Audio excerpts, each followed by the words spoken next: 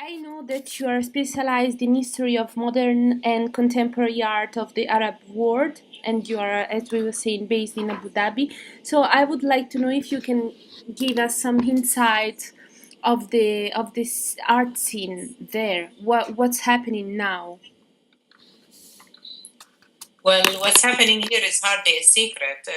The world is all looking at Dubai and Abu Dhabi and the whole GCC, several GCC countries, and artists coming from here. So it's no more in the margin. I think more and more, as it's clear, the region, and not just Dubai, but also Beirut and possibly Cairo soon, are centers of art, major international centers. So we're beyond what's happening and looking at more why it's happening and now, and how is that impacting the future emerging artists' work and what kind of art we're looking at these days. So it's a great time to be here for me. Why? Tell us why then. Well, first of all, there is definitely, I'm witnessing in the first time in many disciplines practically and areas of art production and art practice in general. So there is will be the first museums of contemporary art coming up at museums at international level. The first art markets in the region that are as active as we have seen. For many cities, the first commercial galleries. So we're talking GCC countries, of course, more focused now here, and then the whole witnessing the infrastructure slowly responding to these fast art market. In the beginning, there was a slow response to it, but more and more we see that an infrastructure is growing around this art market, which was the first that brought interest to contemporary art of the region. And so, but now we find that there is a number of art organizations which I think are playing a major role in the development of art practice and in attracting attention worldwide. You see more of these art organizations in Beirut, for example, and in Cairo, and more recently in Maghreb. I see this happening because I've been following the art in the region since 1968. And the international interest in art from this region it's unprecedented historically, definitely. Also, we have to think about the approach to teaching and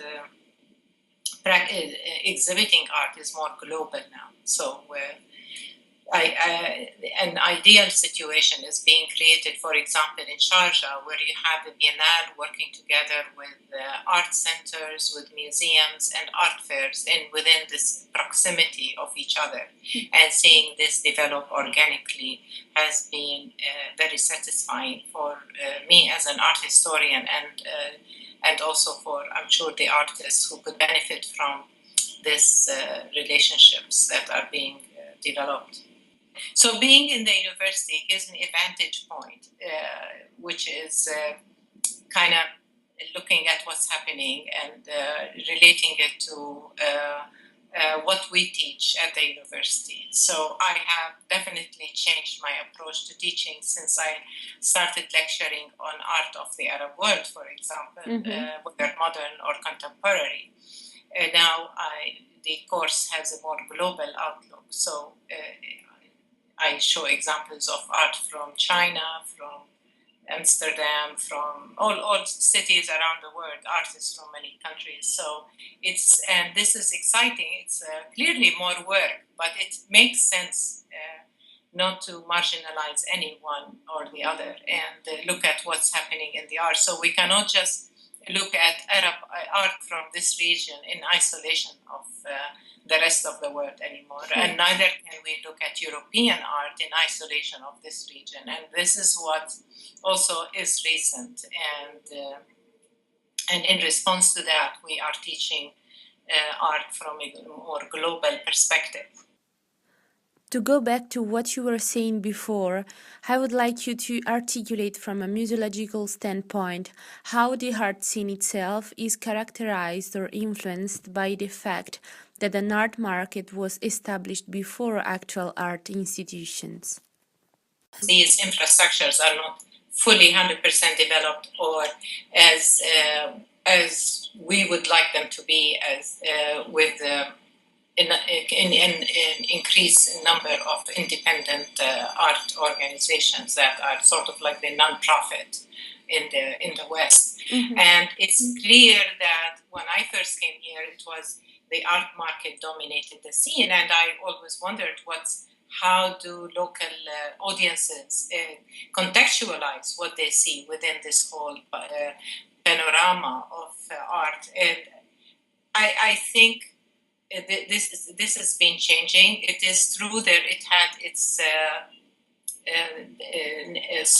it missed the major importance of reviews and art critics. And we talk a great deal about art critics, but who are the art critics actually? They're the curators and art historians, and we don't have specifically the art critics, but there seems to be a number of you hear this a great deal from locals, is we don't have the art critics to review our work. But what it is that there needs to be more degrees in art practice, whether MFAs or BFAs in the region, where the mentoring of the students and the review of their work takes place in the undergraduate level. Now, this is not, we can't say we have this part of academia fully developed yet in the whole region. The advantage of having the art market here is clearly for these new museum to purchase art, opportunities to look at art from the region and study the art from the region as well. At the time the art market started, there were fewer art historians who specialize in the region. Now we see many more. It's clear that I receive requests for interviews and advice from as an external advisor to thesis, masters, and PhDs. Many more than there has been in the 80s, for example, where possibly for a whole decade there were only 2 or 3 in North America on the subject. But now there are many, many more. So we can expect that to balance out the art market with these scholars coming out in recent years and writing more, exhibiting more, based on more critical reviews of the art. Clearly, most of the support here in the UAE is from backed by the government. All these projects, from the art fairs to especially, like if I give you an example, Abu Dhabi Art Fair, the 3 museums, the infrastructure to a large sector of tourism and culture are all supported financially by the government of Abu Dhabi. I mean, this has its advantages, but it's also on the other hand, it's not balanced by enough sufficient numbers of independent organizations. But there are a few coming up, and there are artists who are working more together collaboratively, which is kind of so. The situation differs, for example, in Abu Dhabi from Cairo, where the last I made a count, there were almost 80 artist collectives and independent art institutions, non-governmental independent art institutions. And in Beirut, there are so many, I lost count. I mean, there's a large number. So I think that's important. These institutions, the reason they're important, first of all, they grow organically.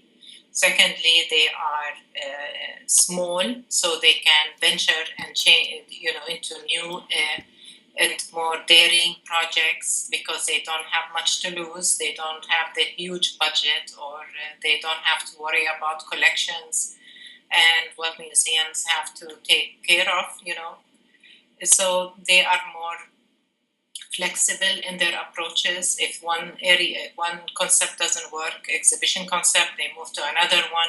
They respond much faster to political, social, environmental concerns, and they're more mobile in the sense they move from one area or district in the city to another, being able to outreach more easier and with less complications and bureaucracy. And if you had to describe our tendencies from the artistic point of view that you can notice there in just one word, what would you say?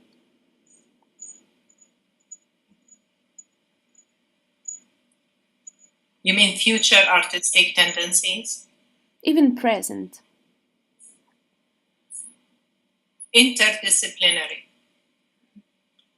I think we more and more we're seeing interdisciplinary approaches to art practice. We see dance incorporated into art practice now, expressive dance. We see theater, performance art, video art, digital art. So there is no limitless approach to art.